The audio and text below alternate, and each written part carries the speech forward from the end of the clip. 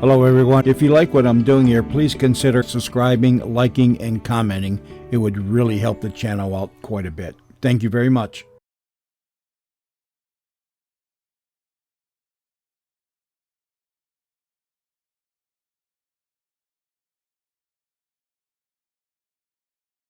The CBS Radio Mystery Theater presents...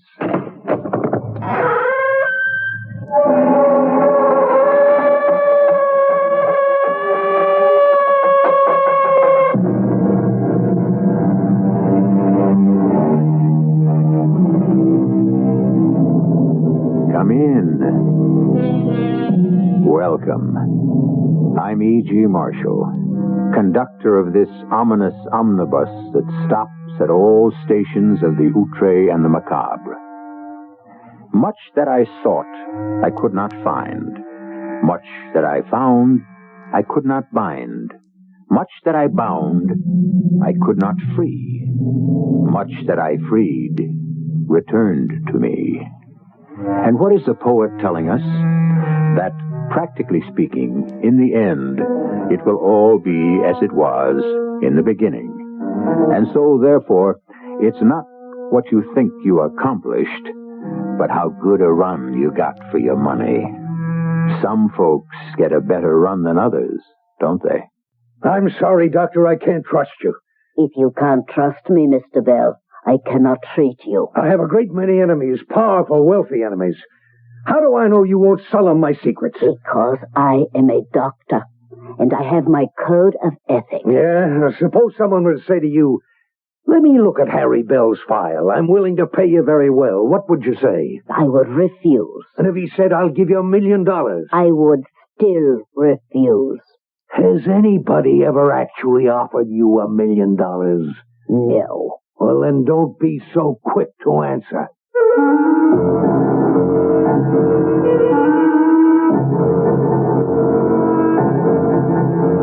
Our mystery drama, The Paradise Cafe, was written especially for the Mystery Theater by Sam Dan and stars Court Benson. It is sponsored in part by Buick Motor Division and Allied Van Lines. I'll be back shortly with Act One.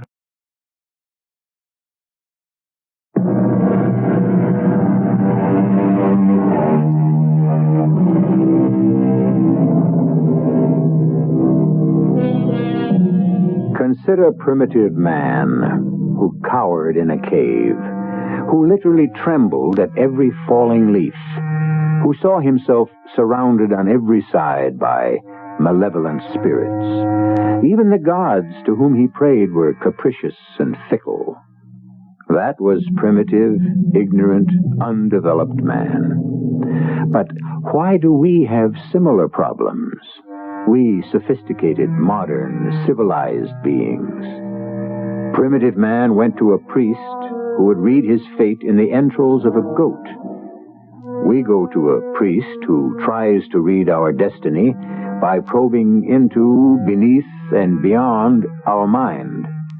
Of course, we don't call him a priest. We call him Doctor. I don't know how to explain this. Maybe it can't be explained, but... Yes? It's 1:30. I gotta use your phone to call my office. I am sorry. I don't think you should make a telephone call. Now, look, Doctor, you don't understand. A multi-million-dollar deal is involved here.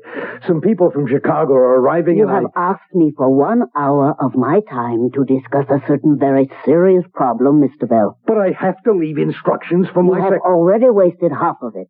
It's crazy. Yes? I mean, what's happening to me? It's crazy. How do you define crazy? Look, I went to the library. You know why? Oh, how could you know?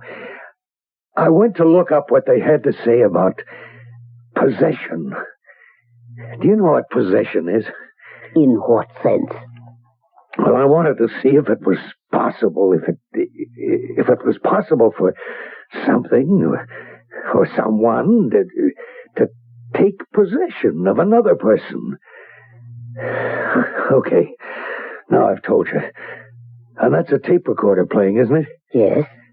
You can ruin me. Ruin you? How? How?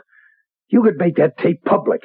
You could play it for the board of directors of my corporation, to some of the banks I have to deal with, to certain other parties. All they'd have to do is hear that. As a physician, I am prohibited by both law and ethics from revealing... Don't hand me that. Every man, every woman has his price.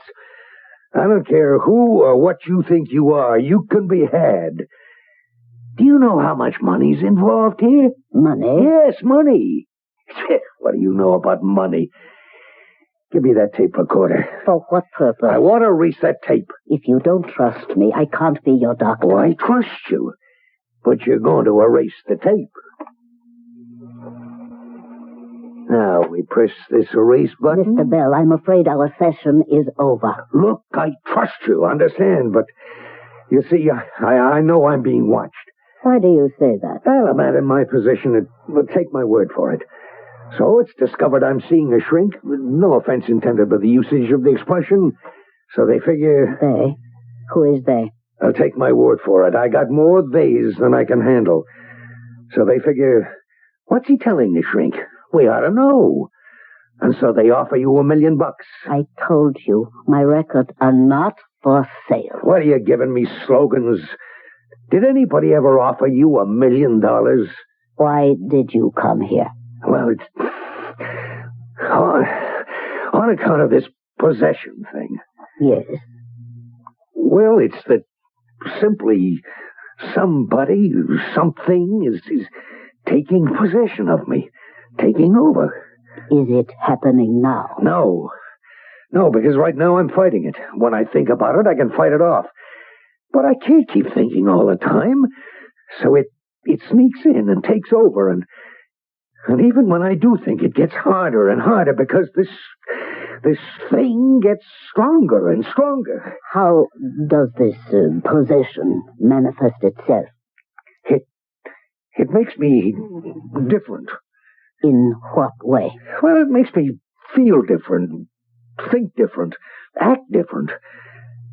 Last night, all of a sudden, I take a cab down to the opera house, and I go to the opera.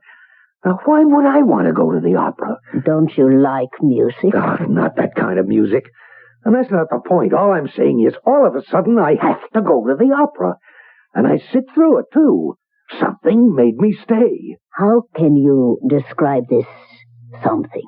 Well, I'm trying to tell you, it's like I'm somebody else. Doing things, saying things, thinking things. Xanadu did Kubla Khan a stately pleasure dome decree. Yes? Why did I say that? Well, tell me. Where did that come from? I don't even know what it means. But you heard it somewhere. You read it somewhere. Never. It is a fragment of a poem by Coleridge. Well, I never heard of him either. But you must have read or studied that poem in high school. Nah, I never went to high school. And Xanadu did Kubla Khan stately pleasure dome decree, whereof the sacred river ran through caverns measureless to man. Stop it! Stop it! Mr. Bell. That's what he or she, what it was saying. Inside me. Through me. That wasn't me. It was my voice, but it wasn't me. Now, I want you to lean back in your chair and relax. No, wait. Not until I make this phone call. But, Mr. Bell... My life depends on it. You doctors. A lot of things you don't understand. You can say relax, but... Hello? Marguerite? Yeah, the people show up yet. Well, tell them, we cannot go through with the deal. Yeah, that's right. I'm aware of the problems, but I'm forced to cancel the deal. I'm afraid they'll have to do their worst. Did you hear what I just said? It wasn't me saying that. It wasn't? Because you know what I just did? I just signed my own death warrant. When I said cancel that deal, I asked for it.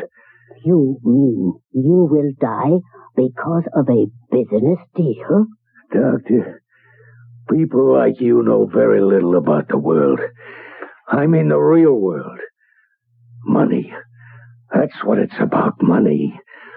Money, the winding sheet of the human race. There! He's talking again. That isn't me. And the cancellation of this deal will result in your death? Why? Because certain people won't go for it. Please, Doctor, get rid of this thing for me. Get rid of it? Don't you turn me down.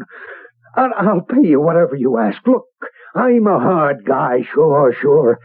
I'm considered a legit businessman, but the rumors are true. I got the rackets behind me, and I use the rackets, too. But you have to save me. My life is on the line.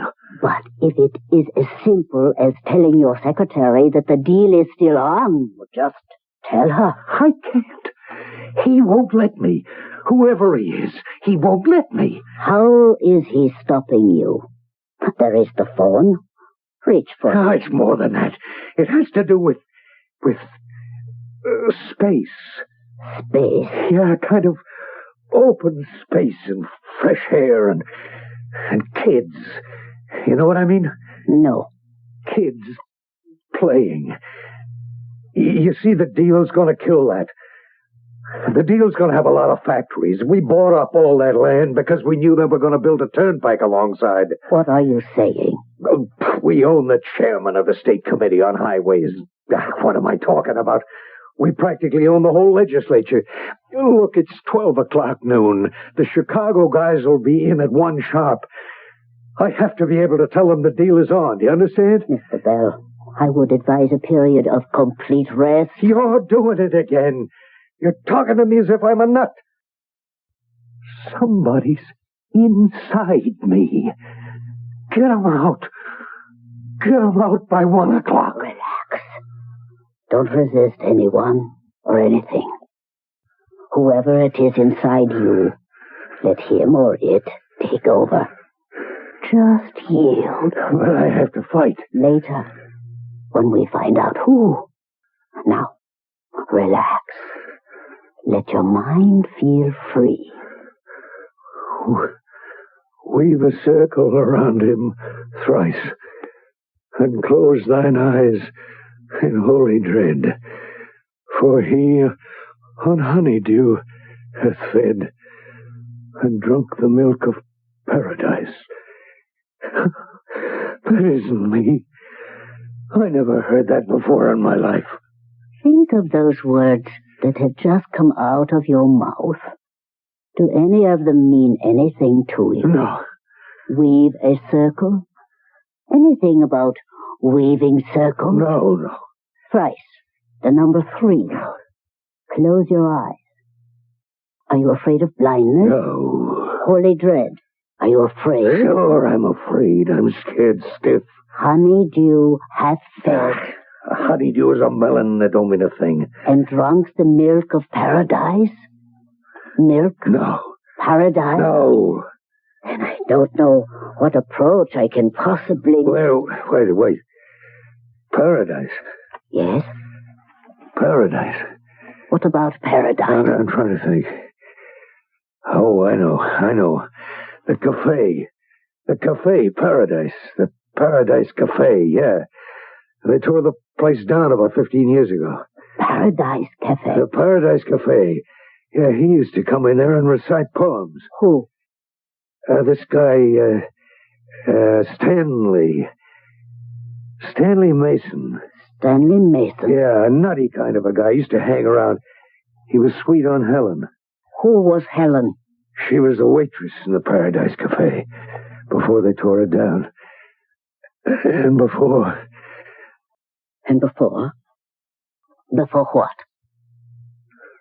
Before I killed her.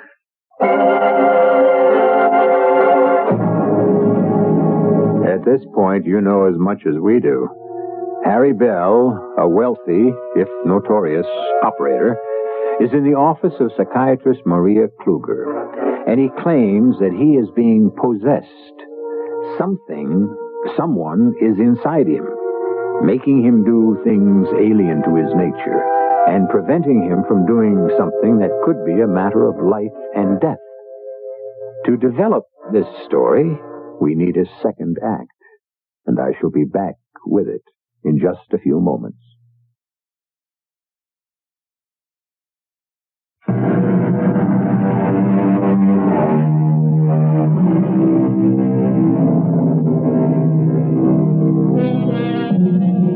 The best-known line in the hit play of the London stage in the year 1697 was, "Possession is worth 11 points in the law." Possession. Well, when you own the body of another person, that's called slavery. When you own his soul, what name can we give that? But can you own the soul of another human being and speak for him, think for him, act for him? It seems to be happening to Mr. Harry Bell.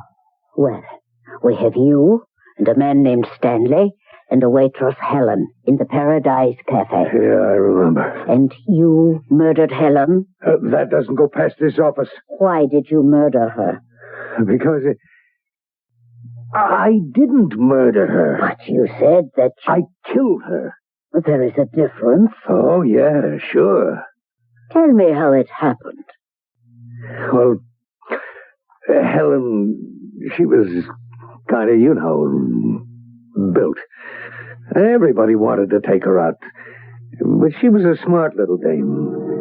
Well, anyhow, we were sitting around one night and... Helen, thy beauty is to me like those Nicean barks of yore, that gently o'er a perfumed sea the weary, wayworn wanderer bore to his own native shore. You don't say. That's by Edgar Allan Poe. Well, is that a fact? Whatever happened to this other guy, Kubla Khan? He give him the night off? Coleridge. I may be in a minority, but I place Coleridge with the major poets. No kidding. You hear that, Helen? I don't know when I've ever been so thrilled in all my life. Although his time was during the highly romantic period, he was curiously modern. Ah, this is news to me. Well, he was very much concerned with pollution. For example, in his poem Cologne, about the highly industrial German city, he says, "The river Rhine, it is well known, doth wash your city of Cologne. But tell me, nymphs, what power divine shall henceforth wash the river Rhine?" Stanley, did you ever figure a way to make a buck out of all these poems? True, poets have always been involved with the beauties of nature, but Coleridge is the first to be concerned with man's attacks on the basic environment. Oh, Helen, there's a concert tomorrow night. A free concert, I'll bet. In the park. Are you kidding? It's more than a concert, it's an opera. Oh, that lets me out. But it's really a very funny opera. I'd rather see the Marx Brothers. This is called The Barber of Seville. The Barber of Seville, Doctor. The Barber of Seville. That was the opera I went to see last night. Yes? Why did I go? Why did I sit through it? Tell me more about the Paradise Cafe and why you murdered Helen. I didn't murder her. It was an accident. Tell me. Well, Stanley would always try to make time with Helen, but he was going about it all wrong. He was throwing this crazy poetry at her. Yet each man kills the thing he loves. By each let this be heard. Some do it with a bitter look, some with a flattering word. The coward does it with a kiss, the brave man with a sword. Put another nickel in the jukebox, Stanley, and give us a rest, will you? Helen. You gonna order something, Stanley? Well, then, beat it. But Helen... Get lost, creep. All that'd roll off his back. He'd come back for more, night after night, you know what I mean? Some guys, they never learn. One night we're in the place. Helen's busy with some other customers. So I said to Stanley, "Hey, Stanley, That's not the way to score with a dame. Score? Huh. I don't think you understand, Harry. Huh? What don't I understand?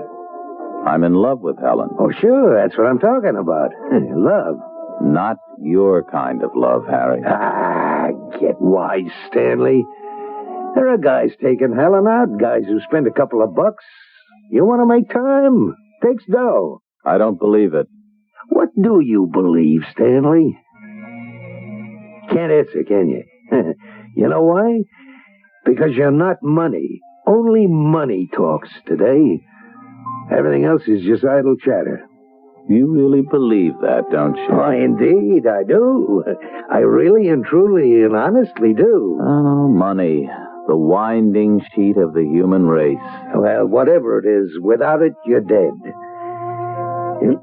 Guess who Helen's going out with tomorrow night? Me. You? I don't believe it. Why not? Because Harry, you're quite ordinary, and Helen is an unusual, a most unusual human being. Yeah. You think so? Well, here she comes now, Stanley. Just watch this. Observe the old master in action. Well, here's the 2 freeloaders. She walks in beauty, like the night. Helen, what are you doing tomorrow night? Why, what'd you have in mind? Well, for starters, dinner at Lauricchio's. Mauricio's? Oh, you know what it costs to even tip the hat chick girl at Mauricio's? Yeah, I do. Afterwards, we'll go to the Trotters, lay a few bucks on several nags. We'll wind up with some supper and dancing at the Chesterfield Club. You must be nuttier than Stanley. Well, that may be or not. Meanwhile, I have to make my arrangements for the evening, so what's the answer? No, where would you get the kind of dough for a night like that? Well, in my pocket. Here, take a look. Hey.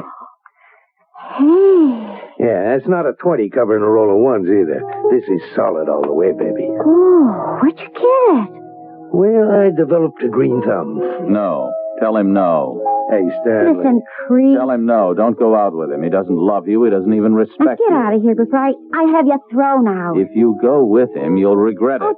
take off. You'll pay for it. Stanley, I think you heard the young lady. I'm warning you. Stanley, you're making a scene. There are people in the place. You'll be sorry for the rest of your life.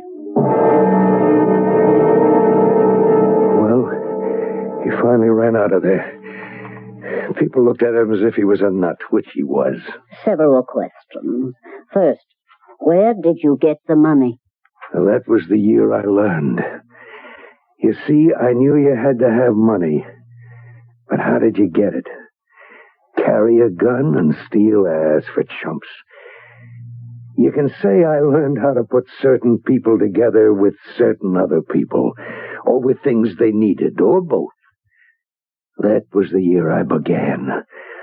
I learned that if people think you have money, they come to you. And they've been coming ever since. And when did you murder Helen? It wasn't murder. Whatever it was. When did it happen? That night we made the rounds. Dinner, the races, dancing, supper. Yeah, we kept going. And finally I took her home. It was a great evening, Harry. Yeah, sure was. I really enjoyed Yeah, it. so did I. Well, good night. Good night. What's with this good night? Oh, no, just a minute, Harry. I'm coming No, inside. Harry. Good night. What do you think this Harry, is? please, I'm really very tired. And Well, if you're tired, you can drink a cup of coffee. Harry, I'm just going to have to ask you to leave. What do you think you got here? A sucker like Stanley? You know how much dough I went for tonight? $280. But, Harry, we can go out again? And all I'm going to get for my $280 is good night at the door? Harry, I like you. I like you very much. It's just that... Oh, Please, no, Harry, baby, no. Please, Harry, please. You don't make a Please, chump no, out of no, Harry, no, not keep, you. Keep away from me, please. Old Harry doesn't mind please. going for the dough, but that's got to be a payoff. Keep away from me. Come on over here, Harry, baby. I no. said come over No. here. Put that knife down. You'll hurt yourself. Keep away. Not I said keep away. All right. There was this bowl of fruit she had on the table, and there was a knife, and She picked it up and she came at me with it, and I tried to knock it out of her hand, and, well, I had to hit her. I mean, it was self-defense, and I hit her, but I hit her very hard, and she fell over kind of hard, too, and she hit her head against the table. I can't remember. Anyhow, well, that's what killed her. She was dead. Yeah. All of a sudden, she was dead. And then, what did you do? I'm telling you this, but you try to peddle it to anybody and I'll make you look like a chump. What did you do? Well, that was the year I guess I grew up. It was the year I became the kind of guy I am today. And what kind of guy is that? I learned the key to it all. Never use your own money. What does that mean? Always have someone else pay for you. Stanley? Stanley. But how could you get Stanley? You can arrange anything if you know how. I looked down at her body. I said to myself, the very least I can hope for here is manslaughter. And that's at least 5 years away. Let Stanley serve the time. He's not doing anything anyhow. So I went over to Stanley's little furnished room. I had to wake him up. Oh, Harry, do you know what time it is? Yeah. Listen, she wants you. Who does? Well, who do you think? Helen. But she went out with you. Yeah, I know. It was a mistake, Stanley. We both knew it was a mistake. We spent the whole time just talking about you. At least Helen did. Helen? Yeah. She's in her apartment, crying her eyes out. She is? She wants you to forgive her, Stanley. Forgive her? Of course. Go there and tell her. Now? Now? Stanley, you gotta make the moves. Come on, she needs you. Don't you understand? Oh, of course I understand. I knew that deep down I could possess her. She would be mine. I would possess her soul with patience. She's mine. Yeah, she's all yours. Go and get her. 19th Precinct, Sergeant Sloan. Sergeant, I hope it's a false alarm, but I happen to pass my 221 Collier Place. And I'm sure I heard a woman screaming, as if she was being murdered or something. You say the address is 221 Collier?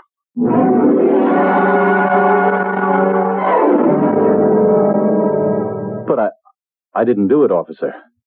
I didn't do it. You'll have to come along with us, Mr. Mason. But she was dead. She was already dead when I got here. Sergeant, you have to believe me. It doesn't matter if I believe you or not, Mr. Mason. Your problem is going to be with a judge and a jury.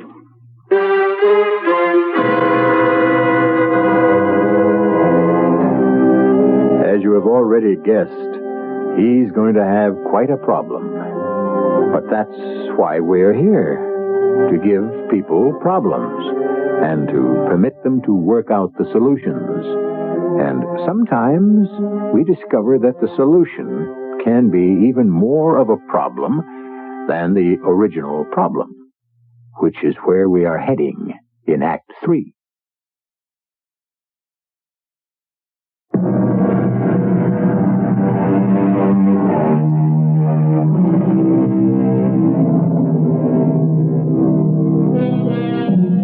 Well, it's the complicated plans that usually founder and sink in the stormy seas of reality. Therefore, keep it simple. Simple the way Harry Bell kept it simple. You want somebody else to pay for a murder that you have just committed? Don't get involved in complicated machinations. Just arrange to have your patsy in position when the police arrive. You'd be surprised how swiftly nature takes its course. And so, Mr. Bell, you framed Stanley Mason for the murder. It happens every day. People are framed for murder every day. People pay heavy prices for other people. But to make poor Stanley pay the price for you. Why not? Why not? Do I have to explain it to you? No, I have to explain it to you, Dr. Kluger. You see, that's why Stanley was born. To pay for your crime? He was born to be a fall guy. You see, I did a lot of reading. No formal education, maybe, but I did a lot of reading. And I've been around. Did you ever hear the expression, nature hates a vacuum? The word is abhors. But we needn't quibble. Yeah, well, just understand the point. Where there's a need, it gets filled. There's a need in this world for suckers, fall guys, and so nature supplies them. You see what I mean?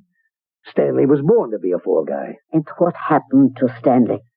Well, I lost control of that situation. How? Well, I didn't think he'd get the chair. In those days, they still had the death penalty, and, well, they used to hand it out, too. Anyhow, I thought it would be manslaughter or murder in the second or third. But I forgot. The DA could establish premeditation. But you did intend to murder Helen Walker. No. The witnesses who have just testified here, are they lying? Isn't it true that you were insanely jealous? Well? I was jealous, yes. And when you heard that Helen Walker was going out with Mr. Harry Bell, didn't you threaten her? No. You didn't say, and I quote the witnesses, you'll regret it, you'll pay for it, you'll be sorry for the rest of your life? Yes, I said it, but what I meant was she would lose her self-respect. She would lose her freshness, her ideals. She would sell herself for money, and that's why she would regret. That's how she would pay. That's why she would be sorry for the rest of her life. You deny that you killed Helen Walker. How could I kill her? I loved her. When the police officers entered the apartment, there was blood on your hands. Of course. She was lying on the floor.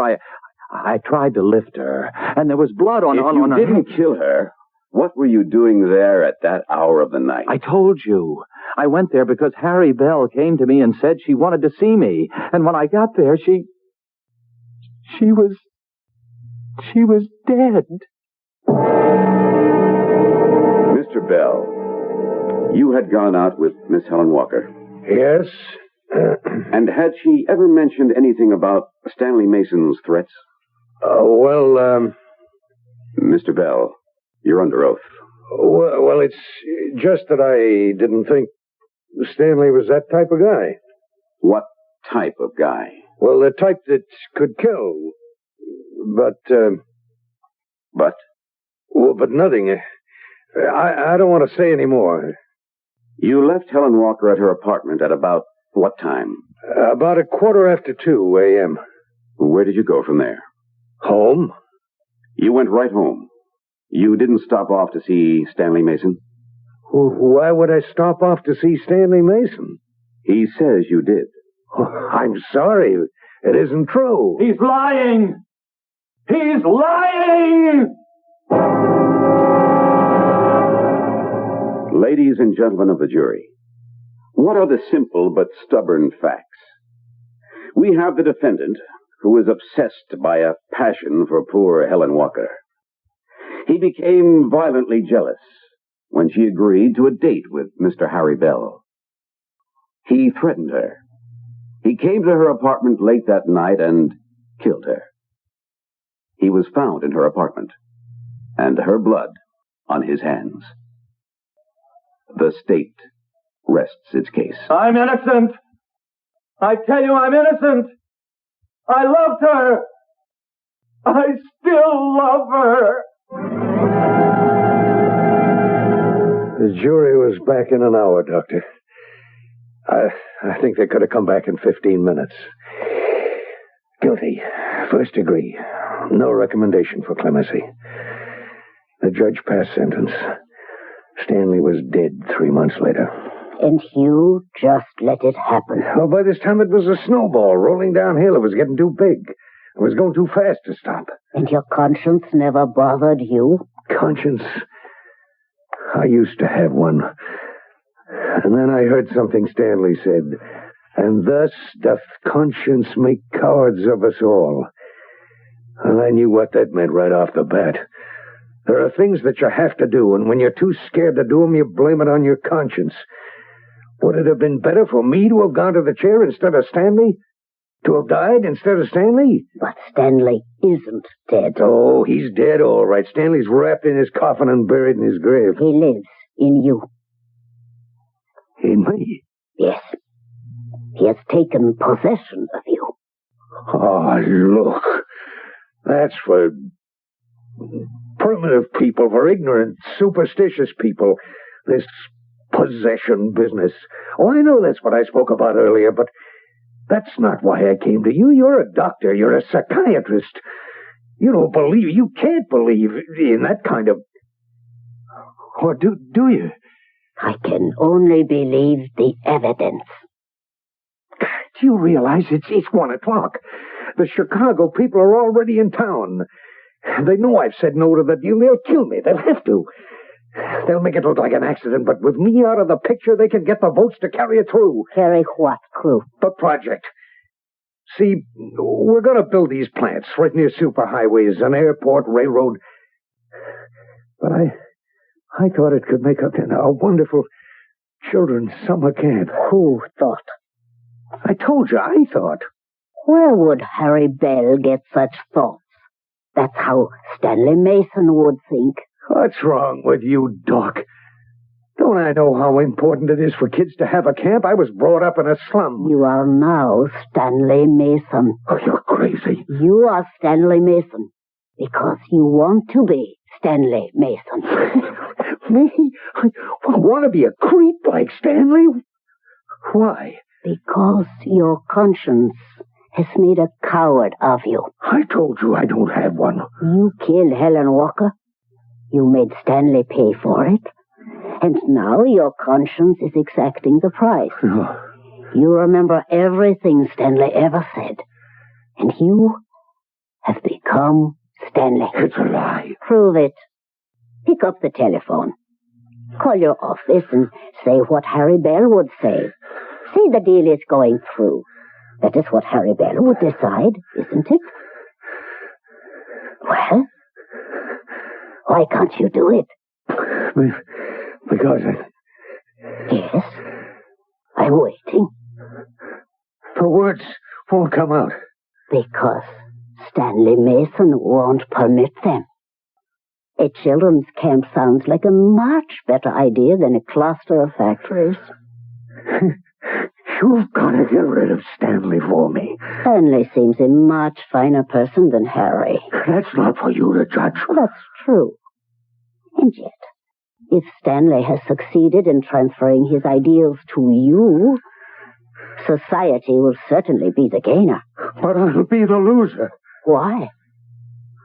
I'll be killed. I can't protect myself. I have heard of stories of possession by demons, evil spirits, but this is the first time a benign presence has... It's his revenge. Stanley's revenge. When did you first start feeling Stanley's presence? Oh, I think it was when this project came up. Well, there was a lot of fuss raised against it, do-gooders, extremist cranks. I didn't pay any attention. You sure? Yeah, I'm sure. Besides, that's all noise. But then some other money got interested and... What other money? I'll deny I ever said this. Racket money. And if I pull out on these fellas, send flowers. Excuse me. Yes? I know. What's that? Oh, thank you. My receptionist. First, this appointment has run way past schedule. I'll buy your whole day. A gentleman is waiting for you in the outer office. For me? Yes. He said to tell you he was your Chicago colleague. The guy's going to kill me. Here? Shall I call the police? It won't be here. It won't be anything the police will ever suspect or want to suspect. Mr. Bell, you have a devil, or I should say, an angel in possession of you. Only you can exorcise him. Can't you do anything? What could be more simple than saying, the deal is on? 4 little words. 4 little one-syllable words. Common, everyday words. That is your solution. That is your exorcism. That drives out Stanley Mason. All right. Bring that Chicago guy in here. In here? What a chump I am. I'm going to let Stanley bust up my mind. If you insist. Miss Pendleton, have Mr. Bell's colleague come in, please. Yes, Miss Pendleton, I know I'm running late. All right. I feel I got Stanley on the run. How do you think he ever got inside me in the first place? Wait. It might have been something that Jerry Lane said. Who was it? Jerry Lane? Yeah. This guy from Chicago. Oh, hello, Jerry. Harry. Jerry, this is Dr. Kluger. My pleasure. Your nurse said to come in. Please, sit down. Oh, what is this, Harry? You under the weather? No, I'm fine now. I heard some very puzzling news. Yeah, well, we can talk here. Well, I mean, about the project. Yeah, what'd you hear? Well, that you were having second thoughts? Well, that's to be expected. So much is involved. There's been a big fuss raised. Oh, that always happens, but what do I keep telling you? By the time we get finished, you work that little magic of yours, why, the whole thing will smell like cologne. Ain't that what I kept saying? Smell like cologne. Cologne. The river Rhine, it is well known, doth wash thy city of Cologne. But tell me, nymphs, what power divine shall henceforth wash the river Rhine? What are you talking about? It's not me. It's not me. It's Stanley. Stanley Mason. Hey, doctor, what's the matter with him? The spoilers, destroyers, defacers. Begone with thy smog and thy smell, for earth must be made into heaven, while thou wouldst convert it to hell. Doctor, what's wrong? The only thing I can think of, he is possessed.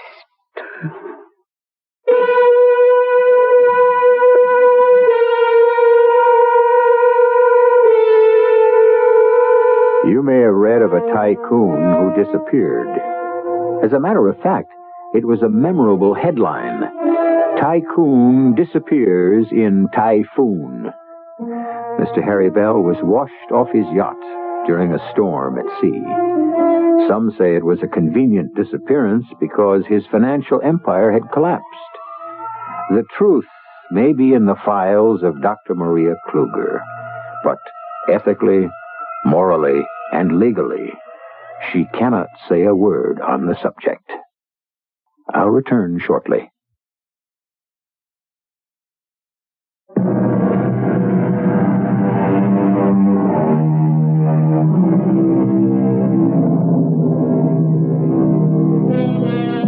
Revenge. The revenge of an evil man is to bring evil, in the expectation that evil will kill his hated enemy. What is the revenge of a good man? Since evil is inimical to his character, he can only perform good. Can you kill a person by filling him with goodness? You just heard it happen. It proves that there are more things on heaven and earth than are dreamed of in anyone's philosophy. And we get around to most of them right here, 7 times each week. Our cast included Court Benson, E.V. Juster, William Redfield, and Len Gotchman. The entire production was under the direction of Hyman Brown. And now, a preview of our next tale. Have you ever turned up a stone, and suddenly what was beautiful and verdant is ugly and venomous? You are telling me that what I may find out is ugly and venomous and therefore should be kept a secret. I'm saying more than that, Madame Peterson.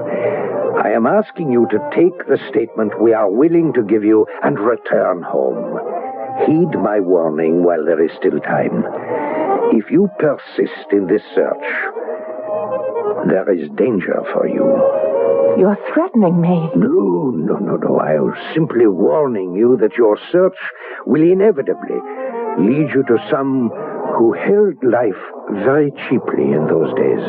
I cannot be responsible for what may happen. Radio Mystery Theater was sponsored in part by Carrier Air Conditioning and True Value Hardware Stores. This is E.G. Marshall inviting you to return to our Mystery Theater for another adventure in the macabre. Until next time, pleasant dreams.